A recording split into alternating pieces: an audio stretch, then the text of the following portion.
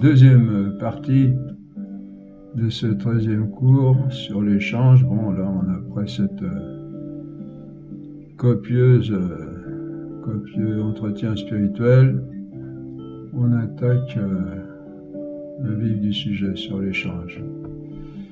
Alors, vous avez remarqué que cet entretien spirituel est très riche, hein, il est très concentré, très condensé. Donc, prenez le temps de le voir, de l'étudier, de l'écouter éventuellement plusieurs fois, parce qu'il y a vraiment beaucoup de choses d'essentiel pour le vie spirituelle. Voilà, bon, après chacun fait comme il veut, mais je rappelle aussi que ces cours ne prennent toute leur valeur, toute leur dimension, toute leur profondeur, toute leur consistance qu'en les suivant intégralement, parce qu'ils forment un tout et ils sont faits chacun pour donner le maximum dans le minimum de temps. Donc vous voyez, c'est concentré, donc si on en manque une partie, comme surtout les cours de la première année, mais ça aussi de la deuxième, parce qu'on a posé toutes les bases, tout ce qui est fondamental en l'homme pour qu'il vive une vie conforme à sa nature et parvienne à ce qu'il désire le plus, c'est-à-dire le bonheur. Et on ne peut pas comprendre certaines parties de ces cours sans avoir parcouru ce qu'il y avait précédemment. Alors voilà, l'échange, philosophie, deuxième partie de ce cours. L'échange est la principale activité économique de l'homme, car dans une économie développée, il y a en définitive peu de choses que les maisons se procurent par leur travail personnel. La plupart de leurs ressources proviennent de l'échange. Pour ce qu'on appelle aussi le commerce, vous voyez ce qu'on veut dire. L'échange constitue donc l'essentiel du problème économique, et c'est ce que nous étudions aujourd'hui. Bon, on l'a déjà vu, je crois, et on va le voir probablement encore dans ce cours, c'est que chacun ne peut pas tout faire. Hein, on ne peut pas fabriquer, préparer tous les aliments, cultiver les aliments, élever du bétail, fabriquer les chaussures, les habits, la maison. Il faut avoir recours les uns aux autres pour vivre la vie développée qu'on a aujourd'hui. Évidemment, une vie rudimentaire, on y arriverait, mais les gens ne sauraient plus maintenant. Même ceux qui veulent retourner à la campagne, ils ont de toute façon besoin au moins du médecin, etc. Il faut réfléchir aussi de temps en temps. On peut mettre ça dans nos méditations. Combien on dépend les uns des autres dans tout ce qu'on a aujourd'hui, on ne se rend pas compte. Tout ce qu'on n'est pas capable de faire nous-mêmes, ou qu'on pourrait faire, mais qui prendrait beaucoup trop de temps pour être fait. Oui, c'est incroyable à quel point on est arrivé. On ne se rend pas compte, hein, surtout les jeunes, hein, on arrive un peu, bon les anciens, nous on a un peu vu le développement de tout ça, quoi qu'on est parti dans les années 60-70, il y avait quand même un mode de vie assez supérieur. Bon, on n'avait pas au début de ma vie, j'ai pas connu les douches, moi. J'ai vu les douches apparaître peu à peu, et mon père qui était dans le bâtiment, bon, et puis qu'il y avait beaucoup de copains, et puis on a eu une salle de bain, mais il y avait encore beaucoup de gens qui n'avaient pas de salle de bain ni de douche. La douche au début c'était un bac en bas avec une éponge ou on prenait une cuvette, on se savonnait, puis on se versait de l'eau sur la tête, il y en avait un peu partout, mais bon. Voilà. Mais mon frère avait inventé un truc à l'extérieur l'été, là, avec des tôles en bas, je m'étais coupé avec les tôles d'ailleurs. Et puis un jet d'arrosage au-dessus, avec de l'eau froide évidemment. Alors l'échange donc constitue l'essentiel du progrès, pour dire qu'on ne se rend pas compte de tous les avantages dont on bénéficie aujourd'hui, ne serait-ce que cette eau chaude, cette eau froide, un robinet. Avant il fallait aller au puits, chercher l'eau. Les toilettes dans les appartements, le chauffage, on tourne un robinet, paf. Bon. L'échange constitue donc l'essentiel du problème, j'allais dire du robinet, du problème économique, et c'est ce que nous étudions aujourd'hui. Dans un état rudimentaire de la vie économique, chaque maison produit d'elle-même ce dont elle a besoin, évidemment. La maison est alors à la fois ferme et atelier. On cultive les champs et on élève les bêtes autour de la maison. À l'intérieur de la maison, les femmes filent, tissent et cousent, et les hommes se livrent à des travaux artisanaux rudimentaires. On dit les hommes, hein, les femmes et les hommes, ça veut dire qu'il y a déjà du monde. Hein. Mais dans ce cas où chaque maison doit produire en elle-même tout ce dont elle a besoin, on reste à un niveau très rudimentaire et il ne peut pas y avoir de grand perfectionnement. Si par exemple chaque maison doit produire ses meubles, ça n'ira pas plus loin que quelques planches assemblées. D'abord par manque de temps et aussi par manque de compétences. On me dirait, on peut bénéficier des meubles des parents, mais si les parents ont eu 10 enfants, il va falloir partager les meubles en 10. Et en attendant que, voilà, que chaque enfant fabrique lui-même ses meubles, tout en gagnant sa vie à l'extérieur, oui, c'est un peu le problème. Hein. Vous savez ce qu'on dit, hein, c'est le cordonnier qui est souvent le plus mal chaussé. Alors, ça veut dire que même quand on est du métier, on n'a pas forcément le temps de s'occuper de nous-mêmes, ni ou le temps ou la possibilité financière, hein, parce qu'il faut travailler pour gagner sa vie. Enfin, il fallait, maintenant on a des avantages, on a des aides. Enfin bon, ça demeure vrai quand même. Enfin, vous voyez, tout ce qu'il faudrait pour... on va en parler là d'ailleurs. Le progrès technique et l'amélioration générale des conditions de vie vont commencer avec la spécialisation des métiers et la division du travail. Ceux-ci sont apparus quand on s'est aperçu d'abord qu'on n'avait pas le temps de tout faire et surtout qu'on n'était pas capable de tout faire. Hein. Personne n'a ni le temps ni la compétence de faire ses vêtements, sa maison, ses meubles, ses ustensiles de cuisine, ses outils de travail, son ou ses chariots, et maintenant sa voiture, son ordinateur, son portable, ou même simplement, par exemple, son papier, son stylo, etc., etc. Bon, ben moi, je sais faire beaucoup de choses. Quand on est menuisier, on touche un petit peu à tous les corps d'un bâtiment. Ben, pour faire des vêtements, par exemple, je serais un peu embêté. Enfin, on arrive quand même, quand on est manuel et artisan, formation artisanale, on arrive à faire beaucoup de choses. Mais de toute façon, après, si on est compétent, il y a une question de temps. D'où certaines personnes se sont, là je suis tout seul, maintenant je me rends compte déjà le temps qu'il faut pour, je ne fais pas une cuisine très sophistiquée, mais ça prend quand même du temps, cuisiner, manger, faire la vaisselle, rien que ça, faire le ménage, etc. D'où certaines personnes se sont spécialisées dans une catégorie de production comme les ébénistes dans la fabrication des meubles, les menuisiers aussi, éventuellement. L'avantage est que chacun finit par très bien connaître son affaire en ayant le temps de s'y exercer de façon durable, ce qui permet, grâce à un savoir-faire supérieur et une organisation élaborée, de produire du travail de haute qualité dans des délais relativement courts. Et l'avantage de connaître le métier, c'est de produire des choses de qualité et on va plus vite quand on sait comment faire. Alors que si on est novice dans la matière, on met beaucoup plus de temps et puis on fait pas toujours du bon travail. Mais le désavantage, s'il en est, c'est que chacun ne produit pratiquement que ce en quoi il est spécialiste et donc a besoin des autres pour subvenir à ses autres besoins. De là est né l'échange, vous voyez, qui consiste à procurer aux autres ce dont on est spécialiste.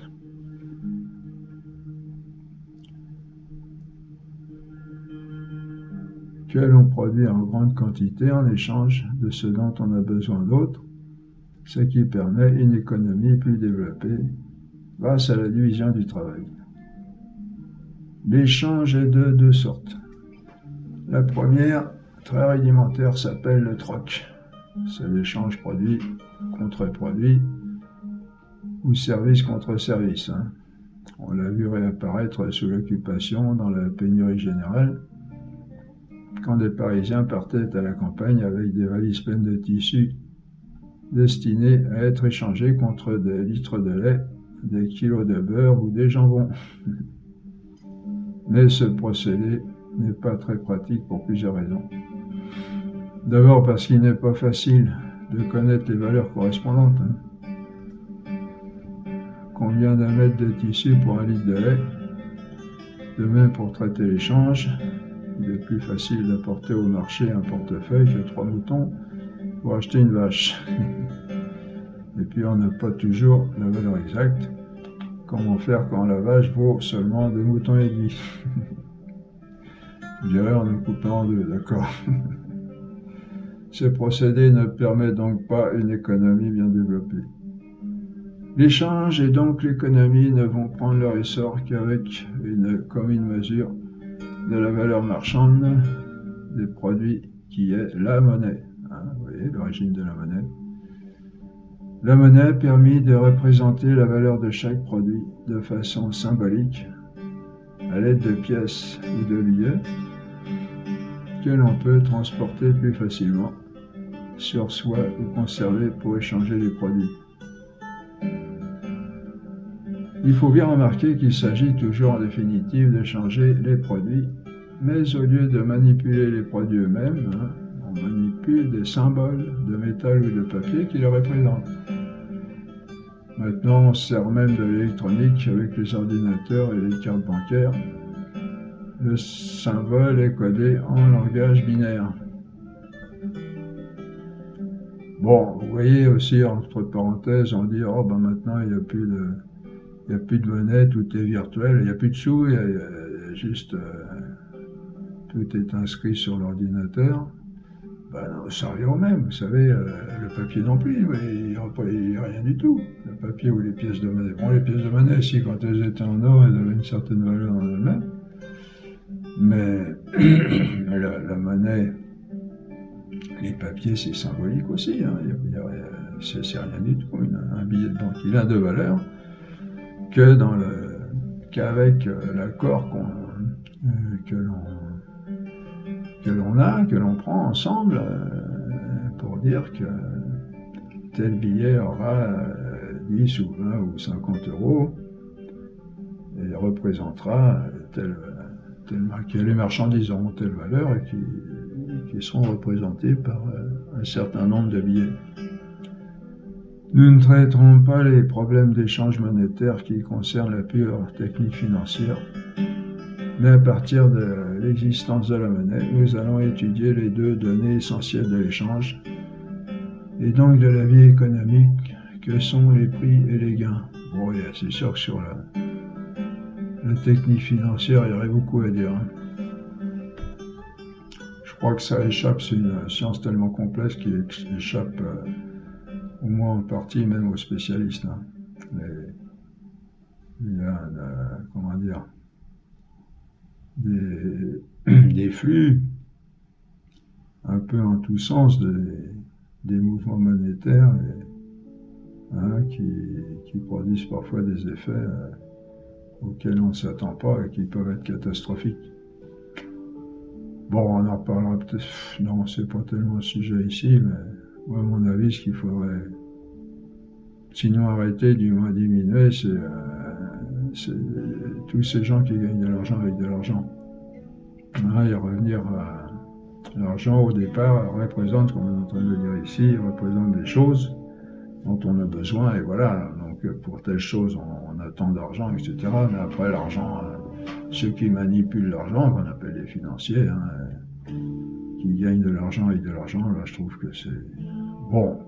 Qu'ils gagnent leur vie, il faut des banques aussi, c'est sûr, pour protéger notre argent. C'est mieux que l'argent soit à la banque que chez nous, c'est moins dangereux, ou sur nous. Alors il faut rétribuer ces gens qui travaillent à garder notre argent, et puis bon, à la limite, l'intérêt, bon, peut avoir sa raison d'être, on en parlera d'ailleurs. Mais après, la bourse et les cours de l'argent, les investissements, toutes ces choses, ça prend faudrait que ça soit un peu plus contrôlé, et puis qu'on vienne, comme on l'a dit, au fondement de tout ça, c'est-à-dire le bien-être des maisons, le bien de l'homme, et pas ces gens qui cherchent à gagner des sous. Et puis maintenant sur Internet, vous avez des affaires placées 50 euros, ça va vous rapporter 1000 euros en 15 jours. Bon, c'est vrai, il y a des gens qui ont gagné de l'argent comme ça, mais bon, c'est pas normal. Hein. Travailler sur le cours des gens, prendre le cours des choses, et gagner de l'argent sur les différences, sur les fluctuations. À mon avis, il y a quelque chose qui ne va pas là. Alors, on continue les bases, hein, on pose les bases du système monétaire. Donc, pour se procurer un produit, il faut le payer à un certain prix, et pour avoir de l'argent, il faut le gagner, c'est-à-dire avoir un certain gain. Vous voyez, les prix et les gains. C'est donc l'ensemble des prix et des gains qui va constituer le fondement de la vie économique. Économique, justement, au sens où on l'a vu dans le cours précédent, qui concerne surtout le bien-être des maisons et pas seulement le brassage de l'argent.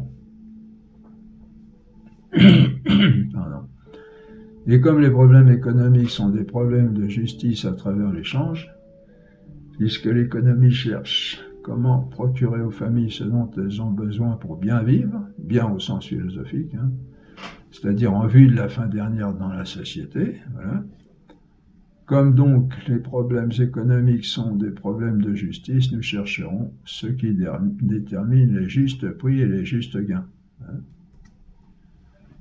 La justice, vous vous rappelez, c'est rendre à chacun ce qui lui est dû, donner à chacun ce qui lui est dû, ce à quoi il a droit.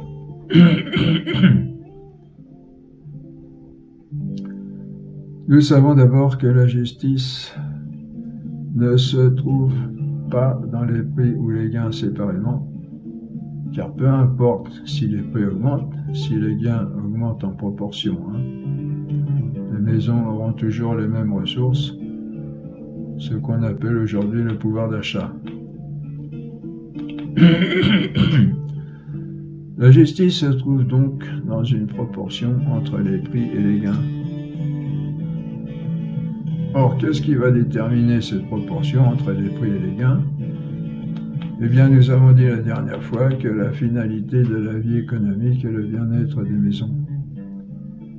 Donc, les prix et les gains seront justes s'ils suffisent à assurer le bien-être des maisons. Voyez, c'est-à-dire si les maisons peuvent acheter ce dont elles ont besoin.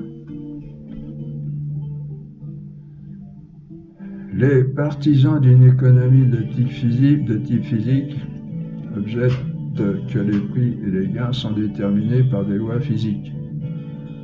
Il n'y a dans l'économie pas plus d'injustice que lorsqu'un enfant, disent-ils, est tué naturellement par une branche d'un arbre frappé de la foudre. Et donc, que des maisons n'aient pas de ressources suffisantes pour se procurer ce dont elles ont besoin, n'est ni juste ni injuste, cela, disent-ils, découle de lois de type physique. Mais cette conception est fausse, parce que nous savons bien que les décisions des prix et des gains sont des décisions libres des hommes, alors qu'ils sont forcés un petit peu, parfois, entre guillemets, pour une raison ou une autre, mais c'est quand même nous qui décidons quels sont les prix et les gains des gens, des hommes.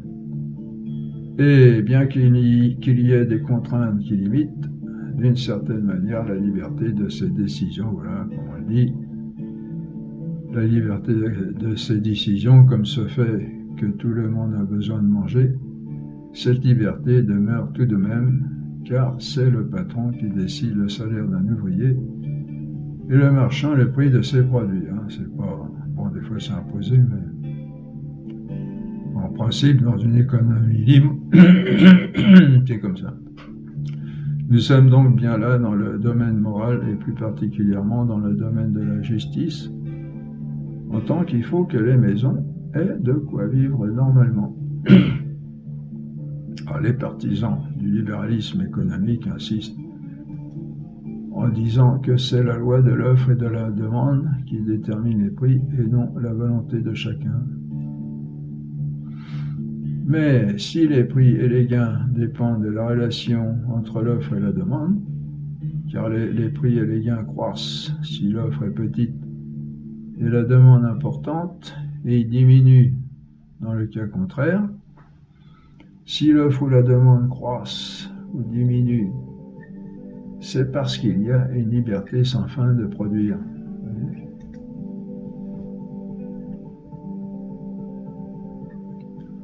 De vendre et d'acheter, c'est-à-dire une liberté sans limite d'échange, ce qui caractérise le régime libéral.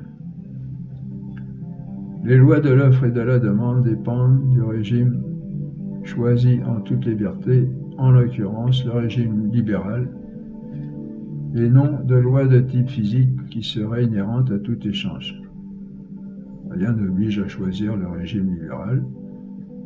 On peut choisir un autre régime où il n'y aurait plus la nécessité de cette loi de l'offre et de la demande. Et cette nécessité n'est que relative, car rien n'empêche le vendeur, si la demande augmente, de maintenir ses prix.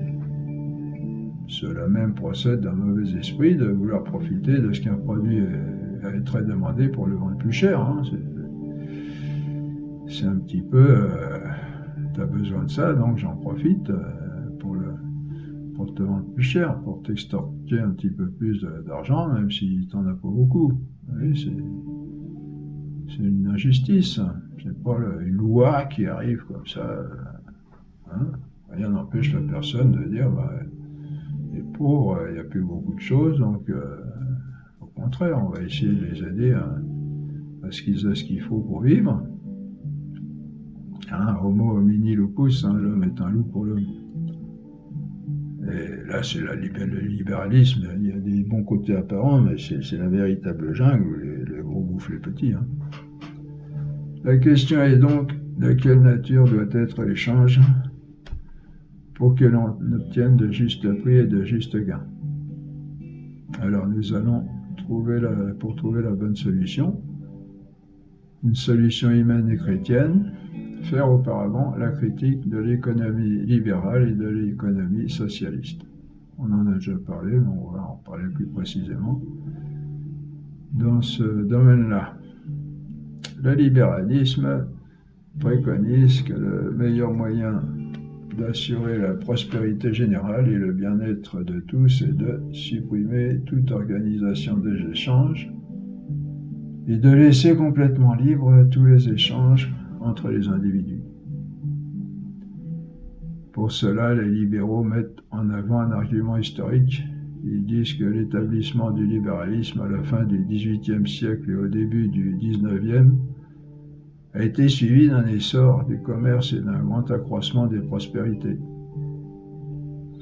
Le fait est qu'il y a eu à cette époque un grand essor de l'industrie et du commerce, mais il ne serait pas juste de l'attribuer au libéralisme seul quand on constate à la même époque un prodigieux ensemble d'inventions et de progrès techniques provenant des formidables progrès des sciences de la nature. Le libéralisme a profité de ce progrès scientifique et technique, il n'en a pas été la cause. Par contre, on verrait que ce dont a été la cause du libéralisme, c'est que l'accroissement de prospérité, au lieu de profiter à tous, a été le privilège de quelques-uns. On ne peut donc pas se fonder sur l'argument historique pour soutenir le libéralisme. Des énormes usines, industries, dirigées par quelques-uns, où d'autres étaient obligés de faire des heures et des heures pour gagner leur vie, un salaire de misère. Le libéralisme met en avant un autre argument. On a dit que le but de toute la vie économique est le consommateur. Or, les libéraux soutiennent qu'en régime libéral, le consommateur ne peut pas être plus maître et roi sur le marché, car chaque vendeur ayant intérêt à vendre le plus possible, cherchera à satisfaire au maximum le consommateur. Oui, c'est un argument. Mais ceci n'est pas tout à fait exact. Effectivement, l'unique moteur du régime libéral étant le plus grand profit, chaque vendeur cherchera à vendre le plus possible et pour cela, il y a deux moyens. Soit augmenter la qualité des produits, soit en baisser les prix, et l'un est au détriment de l'autre. Si on augmente la qualité, le prix monte, et si on baisse les prix, la qualité diminue. Et comme la plupart des consommateurs se portent en général vers le moins cher, la qualité va s'en ressentir au détriment du consommateur. C'est un petit peu pour ça qu'on revient au bio, on cherche à revenir au bio, parce qu'on sait que souvent, quand on n'a pas beaucoup d'argent, quand le produit ne coûte pas très cher, il a fallu serrer ses moyens de production au maximum. Comme on le voit à propos de nourriture de mauvaise qualité ou d'appareils qui tombent régulièrement en panne et ne durent pas longtemps. Bon, on est quand même... maintenant, on a quand même des produits de valeur. Si on objecte que le client, cherchant parfois la qualité, le vendeur sera obligé de la soigner, on répond que le client est souvent incompétent pour juger de la qualité du produit et que celui-ci étant fait pour être vendu le plus possible, le vendeur s'arrange pour qu'il ait l'apparence de la meilleure qualité, sans forcément l'avoir, avec à l'appui une publicité plus ou moins mensongère. Et la publicité coûtant très cher, son coût diminuera d'autant plus la qualité du produit.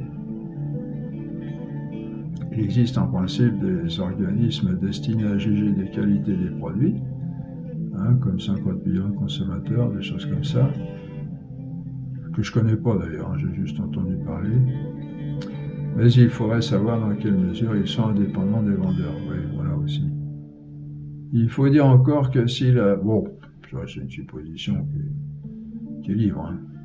Il faut dire encore que si la concurrence favorise la baisse des prix, elle tue les producteurs de produits de qualité, car du fait que la plupart se dirigent vers le moins cher, n'ayant pas suffisamment de ventes, ces producteurs ne peuvent durer longtemps. C'est ça un petit peu cette guerre, cette jungle un peu là. C'est ce qui a tué tous nos sympathiques petits commerces de ville, où l'on trouvait, en plus de la qualité, quantité de produits que l'on ne trouve plus maintenant. Aujourd'hui, si on ne remplit pas un SMIR morte, le produit disparaît du marché. Ce qui a eu pour conséquence de diminuer considérablement la diversité des produits et donc la qualité de vie. Bon, ça se discute tout ça, c'est vrai, moi je suis quand même content quand on a un petit revenu, on est quand même content de trouver beaucoup de produits à prix assez réduit. Après la qualité, ça dépend ce qu'on cherche. Et puis on peut choisir aussi, il y a quand même un choix de choses de différentes qualités à différents prix. Donc on n'est pas obligé forcément de choisir des produits à bas prix qui ont peu de qualité. Ça, ces gens déjà, je reproduis, mais c'est dans le fond, il a raison quand même, dans le sens où le vendeur, pour vendre, il va baisser le prix. Parce que ça, c'est vrai qu'on cherche toujours à payer le moins cher. Des fois, en plaisantant, je vais chez un vendeur, je lui dis je voudrais le meilleur et le moins cher. Alors une fois, il y en a un qui m'a dit, monsieur, ici, il n'y a que ça. J'ai trouvé ça génial. Et donc, oui, alors les producteurs sont obligés d'une certaine manière, du fait qu'on a beau avoir des prix bas, aujourd'hui, on cherche toujours les prix les plus bas, et en regardant quand même la qualité. Donc, vous voyez, c'est très serré pour les producteurs dans ce régime libéral. Donc le régime libéral n'est pas vraiment à l'avantage du consommateur. Bon, Oui, ça c'est vrai d'une certaine manière, dans le sens, il y a aussi le sens où c'est vrai que pour vendre, il faut faire de la publicité. Et là, on est tenté, on est tous pareils, hein. On est tenté de donner un petit coup de pouce du côté de la non-vérité pour présenter le produit sous des aspects, hein, attirants, rapport qualité-prix le meilleur, etc. Il faut cependant lui reconnaître l'avantage de procurer à bas prix, voilà, des produits de mauvaise qualité aux familles pauvres qui peuvent ainsi, sinon vivre correctement, du moins ne pas trop souffrir de leur indigence, hein. Ça, c'est vrai qu'aujourd'hui, les gens pauvres, ils peuvent quand même se procurer pas mal de choses, même si c'est pas de qualité, ils peuvent quand même vivre avec. Il n'y a plus de gens qui meurent de faim, au moins chez nous.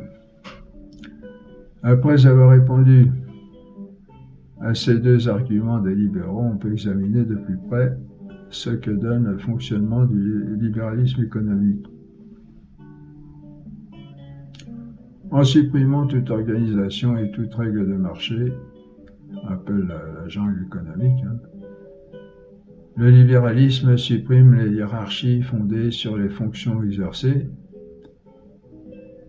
ce qui a pour résultat qu'il n'y a plus aucune différence entre les hommes que la possession ou la non-possession de l'argent, et de ce fait, l'humanité est divisée en deux catégories seulement, les possédants et les non-possédants. C'est sur quoi le marxisme s'est appuyé pour étayer sa doctrine, hein, vous savez, comme on le verra dans le dernier cours de cette seconde année. Il a besoin, à son point de départ, le marxisme, que les hommes soient divisés en deux catégories, et deux seulement, entre lesquelles il n'y a pas d'autre différence que d'être possédant et non possédant. Vous savez, la lutte des classes, hein, des marxistes, ça c'est très connu. On verra que c'est une doctrine, une très mauvaise doctrine, hein, qui fait beaucoup de mal, qui s'appuie sur une vérité, comme souvent les doctrines attirantes pour attirer, mais c'est un véritable fléau, hein. Les possédants vont pouvoir, ça ne veut pas dire qu'il ne faut rien faire pour les pauvres, mais c'est pas la bonne solution, on verra. Les possédants vont pouvoir profiter de la liberté sans limite qui leur est laissée pour développer de puissantes entreprises industrielles et commerciales, hein, moi je dirais même des fois des monstrueuses, hein, entreprises industrielles et commerciales. Et c'est à eux que profitera l'essor de l'industrie et du commerce, l'accroissement de prospérité dont on a parlé tout à l'heure. Et les non-possédants, du fait qu'ils ne possèdent ni instruments de production, ni stock de marchandises, ni moyens de les acquérir, vont se trouver obligés par la nécessité de gagner leur vie en louant la seule chose qu'ils possèdent, c'est-à-dire la force de leurs bras aux possédants, lesquels les emploieront contre le salaire et les conditions de travail qu'ils auront décidé, indépendamment souvent des besoins réels des employés. Bon, on verra, je crois qu'on le voit, de là sont nés les syndicats pour défendre. Heureusement, on a le droit de manifester en France, mais là, c'est peut-être un peu l'excès inverse. Bon.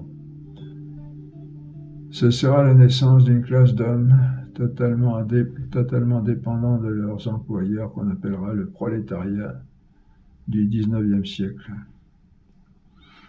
Ce système réduira ce prolétariat à des conditions matérielles très misérables, car l'unique moteur de la vie économique libérale étant la recherche du plus grand profit, ce moteur poussera les employeurs à faire travailler leurs employés le plus possible en les payant le moins cher. Vous voyez, toujours le rapport qualité-prix, mais alors là, à l'inverse.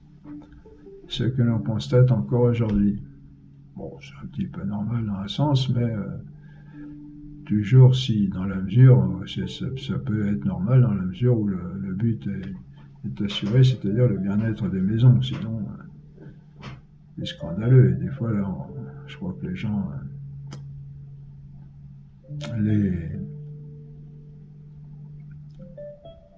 les employeurs, bon, ça dépend lesquels, hein. Il paraît que chez Michelin, les messieurs Michelin, ils s'attachaient beaucoup à...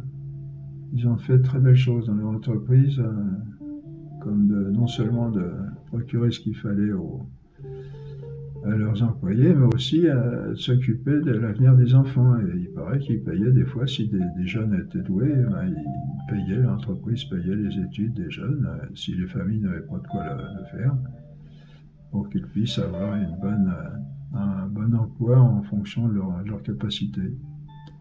Ça existe, hein, il y a de tout dans le monde des riches comme dans le monde des pauvres. Tous les pauvres ne sont pas forcément bons et tous les riches ne sont pas forcément mauvais. Mais bon, c'est vrai que l'appât du gain, c'est une grave maladie. Hein, Saint-Paul en parle à un moment donné, il dit c'est une... comment qu'il dit? C'est une grande calamité que l'amour de l'argent. Quelque chose comme ça. Et certains, pour s'y être livrés, se sont égarés loin de la foi et se sont transpercés eux-mêmes de beaucoup de tourments. Hein, dans une épître à Timothée, je crois, ou à Tite. Mais le plus grave encore, mais enfin bon, là, c'est vrai qu'au moins au 19e siècle, c'était comme ça. Hein, il y a eu des abus pas possibles. Mais le plus grave encore dans cette condition du prolétariat que l'on peut qualifier d'inhumaine, c'est l'insécurité et l'instabilité, car le prolétaire n'a pour vivre chaque jour, ou si l'on veut chaque mois ou chaque année, que son travail de la journée, du mois ou de l'année, et ne sait jamais de quoi demain sera fait. Hein. Or, cette condition d'insécurité et d'instabilité est vraiment inhumaine, car si les progrès humains sont faits d'une longue continuité des efforts, comme on l'a vu, et si toutes les tâches supérieures de la vie humaine supposent une disponibilité de lieux intimes, de temps et d'esprit, il nécessite absolument la sécurité et la stabilité quant aux besoins immédiats de la vie. L'esprit est constamment dans l'inquiétude, en ne sachant pas de quoi l'avenir sera fait, alors que si on a un pays comme ça qui se développe à ce point, tout le monde devrait profiter des richesses dans la paix, ça, on est tous d'accord avec ça. Hein. Il n'en était pas de même avant le prolétariat du 19e siècle pour l'ouvrier des anciennes corporations, car ce dernier, quand il était reçu, hein, l'ouvrier, dans son corps de métier, trouvait dans les statuts de son corps de métier un véritable état de vie, avec un ensemble de droits, lui assurant la sécurité du lendemain, droit à un emploi sans risque de chômage, droit à des conditions humaines de travail du point de vue hygiénique et moral, garanties par les statuts du corps de métier, droit à un temps de travail et à un temps de loisir délimité par les usages en vigueur dans le corps de métier, droit à un juste gain assuré par les conventions en vigueur dans le corps de métier, droit à des secours en cas de maladie et d'accident, à une retraite à la vieillesse, droit à un avancement dans la hiérarchie professionnelle selon les mérites. Tout cela a été aboli par le libéralisme, son établissement est l'acte de naissance de la condition misérable et inhumaine du prolétariat. Voyez. Cela suffirait déjà à condamner le libéralisme. Alors ces corporations, on va en parler. Ce qu'il ne faut pas oublier aussi, c'est qu'il y avait encore la religion catholique avait encore une bonne réputation, si on peut dire, à l'époque, et les corporations, souvent, elles avaient une organisation, enfin, elles intégraient dans le fait qu'il y ait cette corporation, le côté religieux. Et il y avait des temps de prière, il y avait la doctrine catholique, il y avait sa part normale. Voyez. Alors, ce qui fait qu'elles étaient aidées aussi par la grâce de Dieu, par la prière, et des gens qui étaient souvent en état de grâce. Vous voyez, ça change beaucoup les choses aussi. Qu'est-ce que je voulais dire? Donc vous voyez, ces corporations, hein, c'était toute une organisation et c'était fait pour, justement, là, le bien des gens était sinon assuré, du moins visé. Et puis, oui, ce que je voulais dire aussi, c'est qu'on veut souvent nous représenter ces anciens temps, comme avant la Révolution, comme des temps d'aspirantisme, où les gens vivaient dans la misère, étaient exploités par les gros, mais c'est faux. Il y avait de tout, il y avait de la misère aussi, c'est vrai, il y avait des gens qui exploitaient les autres, mais il y avait ces corporations qui remplaçaient tout ce qu'on a aujourd'hui, comme la retraite vieillesse, la sécurité sociale, etc. C'est eux-mêmes qui se chargeaient de ça. Alors le problème, c'est vrai que c'était pas garanti universellement du fait que c'était plus laissé libre à ces associations particulières qui ne concernaient qu'un certain nombre de personnes. Par exemple, je pense qu'il y avait je connais pas profondément le problème, la situation, mais je pense qu'il y avait par exemple des corporations aussi. Il y avait des corporations, moi, dans mon métier, on le sait plus ou moins qu'il y avait des corporations de menuisiers charpentiers, donc qui vivaient selon ces règles-là de conduite. Alors, il pourrait se défendre le libéralisme en prétextant qu'il a été d'un profit durable pour les possédants. Eh bien, c'est faux aussi, car la recherche d'un plus grand profit n'a fait que favoriser des entreprises de plus en plus grandes, dont la concurrence, comme le disait, ruine et élimine du marché un nombre considérable de petites entreprises dont les patrons ou leurs enfants deviendront à leur tour des prolétaires. C'est ce qui a fait déclarer Apions dans son encyclique Quadragesimo Anno que le développement du libéralisme comporte en lui-même une loi de concentration capitaliste et de prolétarisation croissante, c'est-à-dire concentration de plus en plus grande des richesses aux mains de quelques-uns et une augmentation en nombre de la masse prolétarienne.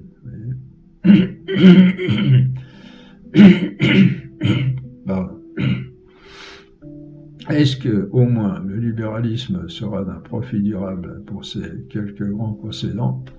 Même pas.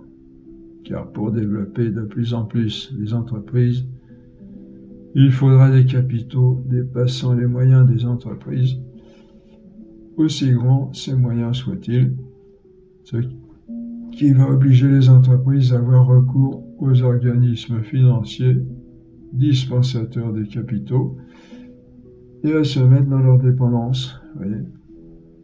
Et le libéralisme conduit en définitive à supprimer le patron, personnellement maître de son entreprise, et à le remplacer par ce qu'on a appelé la finance anonyme et vagabonde, c'est-à-dire par des organismes financiers dispensateurs de capitaux qui dépendent eux-mêmes souvent des détenteurs des actions.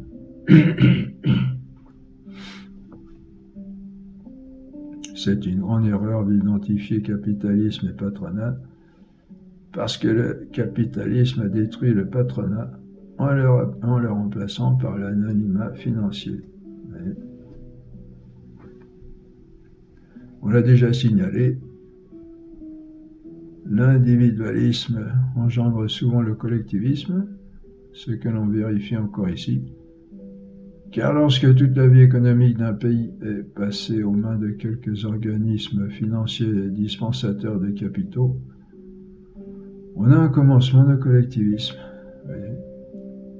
Et ce commencement de collectivisme dans un secteur financier conduira facilement au collectivisme intégral, car il suffira d'une révolution pour collectiviser les organismes financiers, pour tout faire passer aux mains de la collectivité.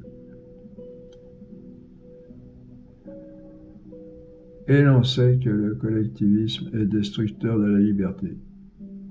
Autant de raisons de rejeter avec force le libéralisme, qui n'a qu'une apparence de liberté et de grand profit pour tous. Voyez ? Il y a du bon, il y en a aussi dans le collectivisme, dans le socialisme, mais c'est pas tout bon.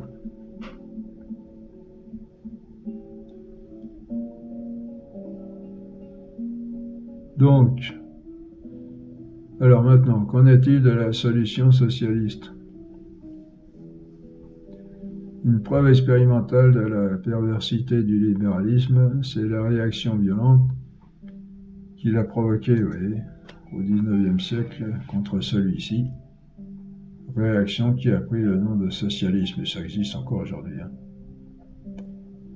Seulement, ce socialisme, se présentant comme remède au libéralisme, a été en fait pire que le libéralisme, ce qu'a signalé le pape Léon XIII dans son encyclique Rerum Novarum, comme on le disait la dernière fois. Quelle solution propose le socialisme? Alors, eh bien pour lui, si le libéralisme supprime toute organisation et toute règle pour rendre les échanges entièrement libres, la solution est de tout organiser et de tout réglementer, et la conséquence, c'est qu'il va, le socialisme, supprimer toute liberté. On passe d'un excès à l'autre, c'est ce qui définit le socialisme. Et il dit libéralisme, liberté trop grande, on enlève la liberté, et comme ça résout le problème. Ah non. Le socialisme a plusieurs formes, mais la plus répandue est le marxisme, pour lequel il faudra un cours entier, tellement il a pris d'importance dans le monde contemporain et que peu de personnes connaissent. Nous nous limiterons ici à ce qui est commun à toutes les formes de socialisme, qui est ce que nous venons de dire, c'est-à-dire penser résoudre le problème économique par une organisation et une réglementation totale, qui sont donc exclusives de toute initiative et de toute liberté. Je regardais, j'en ai parlé, un documentaire de ces gens qui ont gagné pas mal d'argent en Chine, et puis un jour on n'entend plus parler d'eux. Alors soit on apprend qu'ils sont suicidés, entre guillemets, quelque part, soit on n'a plus du tout de nouvelles, on ne sait pas ce qu'ils sont devenus. Nous avons signalé, bon c'est sûr qu'il y avait des choses à reprendre dans le libéralisme, mais là c'est beaucoup trop brutal. Nous avons signalé que toutes les erreurs modernes ont leur source dans l'idéalisme. Nous allons le vérifier une fois de plus ici. Le libéralisme et le socialisme sont deux formes opposées de l'idéalisme. La réalité humaine, c'est qu'il existe une liberté en l'homme, mais une liberté limitée et imparfaite, comme on l'a vu, qui a besoin d'être encadrée par des organisations et des règles. C'est un peu ce qu'on a oublié aujourd'hui. On revendique beaucoup aujourd'hui, il y a plusieurs dizaines d'années déjà, avec mai 68 en particulier. La liberté n'est pas absolue, la liberté de l'homme n'est pas absolue, elle a besoin d'être encadrée par des organisations et des règles. Alors là, c'est un équilibre, il faut jongler entre pas assez de liberté et trop de liberté. La liberté, c'est pas un but. La liberté, c'est un grand bien de l'homme, et c'est peut-être le plus beau, ce qui fait que l'homme est véritablement homme, mais elle n'est pas absolue dans le sens, déjà dans le sens où on est obligé de vivre ensemble, on est fait pour vivre ensemble, c'est un bonheur, et ça devrait être un bonheur,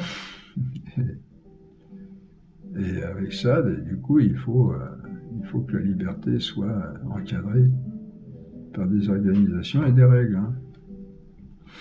Alors, à cette réalité d'une liberté limitée et imparfaite, le libéralisme substitue la notion idéale et théorique d'une liberté idéale absolue et illimitée, une liberté avec un grand L, exclusive de toute organisation et de toute règle. le socialisme, à l'opposé, décide dans son esprit que la liberté humaine, étant sujette à l'erreur, doit être entièrement réglementée, canalisée, ce qui la supprime purement et simplement. Ainsi, si on nous demande, comme c'est l'habitude, de choisir entre le libéralisme et le socialisme, nous répondons que nous rejetons l'un et l'autre,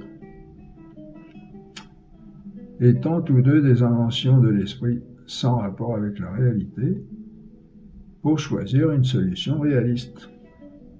Et si le socialisme est pire que le libéralisme, comme dit Léon XIII, c'est que le libéralisme lui laisse au moins faire la nature, même si elle n'est pas si bonne qu'il le pense, alors que le socialisme se sépare de la réalité pour se retrancher dans son esprit et juger de tout à partir de là. Voyez ?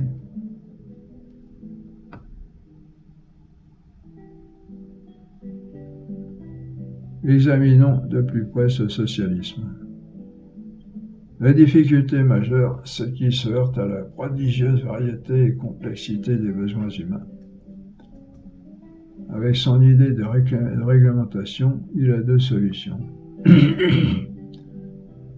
Soit se contenter d'une organisation et réglementation simple que la raison humaine peut facilement élaborer et faire fonctionner. Seulement cette simplicité ne pourra prendre en compte que les besoins les plus immédiats de la vie et devra renoncer à toute variété et complexité des besoins humains qui constituent la vie civilisée. C'est en gros la solution d'une armée en campagne où chaque soldat a son pactage bien déterminé selon son grade et sa fonction. C'est bien pour une armée en campagne, mais peu admissible pour une société civilisée de niveau de vie élaboré, comme il convient à la dignité de la nature humaine. Ce n'est d'ailleurs pas la solution que préconisent la plupart des socialistes. Deuxièmement, ils sont tout de même conscients qu'il est plus conforme à la dignité humaine de chercher à satisfaire la grande diversité et complexité des besoins humains. Seulement le problème avec leur idée de réglementation complète, c'est que pour une telle complexité et variété, il faudra une réglementation prodigieusement vaste et compliquée qui nécessitera pour la mettre en œuvre la multiplication à l'infini des administrations et des bureaux. Et c'est un fait que tout régime socialiste souffre d'une hypertrophie administrative et bureaucratique, un mammouth inerte et flasque à cause de son embonpoint. Et ce mammouth, censé tout réglementer et tout contrôler, non content d'être ingérable par sa propre masse, constituera une charge très lourde pour l'ensemble de la vie économique, la paralysant et la rendant incapable d'atteindre sa propre fin, qui est le bien-vivre de tous. Et c'est pourquoi tout régime socialiste aboutit toujours au parasitisme administratif et bureaucratique, et par là, un appauvrissement général. Abouti, parce qu'il y a toujours des heures de gloire, comme en Russie ou en Chine.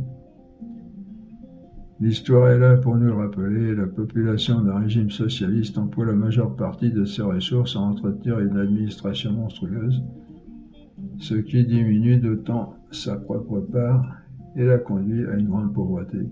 Qu'on pense en particulier, c'est qu'un petit aspect, mais que tout le monde est surveillé dans ces pays-là, tout le monde. Bon, ils emploient aussi des gens dans les propres familles, ils incitent des gens de la famille à se dénoncer, mais il y a tout un service de surveillance, d'agents secrets. Vous allez en Chine, vous ne pouvez pas parler, vous essayez d'interroger les gens, ils savent qu'ils sont constamment surveillés. Il faut les payer, tous ces gens-là aussi. Et c'est qu'un tout petit aspect du problème. C'est vouloir, vous voyez, liberté, et puis d'un autre côté, des gens qui veulent sans cesse, pas étouffer, mais voudrait régler, réglementer, contrôler cette liberté, et en fait, il la paralyse. Et puis ça coûte énormément cher. C'est le premier point qui met en relief l'absurdité du socialisme, et s'en ajoute un second. Quels sont les besoins que cette réglementation va satisfaire?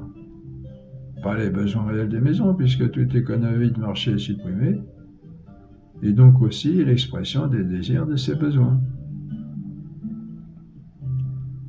Eh bien, les besoins que cette économie bureaucratique cherchera à satisfaire, ce seront des besoins idéaux et théoriques, nés non de la réalité des maisons, mais de l'esprit des fonctionnaires qui décideront que toute personne appartenant à la catégorie P3 ou P4 a besoin de produits X342H en quantité bêta, alors qu'elle aura besoin réellement de toute autre chose. Bon, c'est pas complètement faux, c'est sûr que vous avez une ferme avec des vaches, vous leur demandez pour leur avis, vous leur donnez à chacun sa part de foin, et puis avec un petit peu de maïs, et puis voilà, bon. Voilà, la différence, c'est qu'on n'est pas des vaches, nous sommes des êtres humains avec des besoins humains. La preuve, alors tout le monde avait à manger par contre, dans ces pays-là, tout le monde avait à manger, tout le monde avait, c'est ce que regrettent certains d'ailleurs, quand le communisme est parti de Russie, il y a des gens qui regrettent ce temps-là, parce que là, au moins tous les jours, ils avaient à manger. Alors ils n'avaient pas le souci du lendemain, c'est sûr, ils étaient sûrs d'avoir un logement, d'avoir à manger. Mais c'est pas conforme à la dignité humaine, vous voyez. La preuve que ce système est mauvais, c'est qu'avec lui s'établit toujours un marché souterrain, vous voyez. C'est une preuve aussi. Qui cherche à rétablir clandestinement ce qui a toujours été naturel à l'homme. Le socialisme, donc, manifestement, est à rejeter avec autant de force que le libéralisme. Alors, ils ont du monde tous les deux, mais c'est porté à l'excès, et à la limite, ça devient mauvais. Voilà la fin de cette deuxième partie de ce cours sur l'échange. Voilà, à bientôt pour la troisième.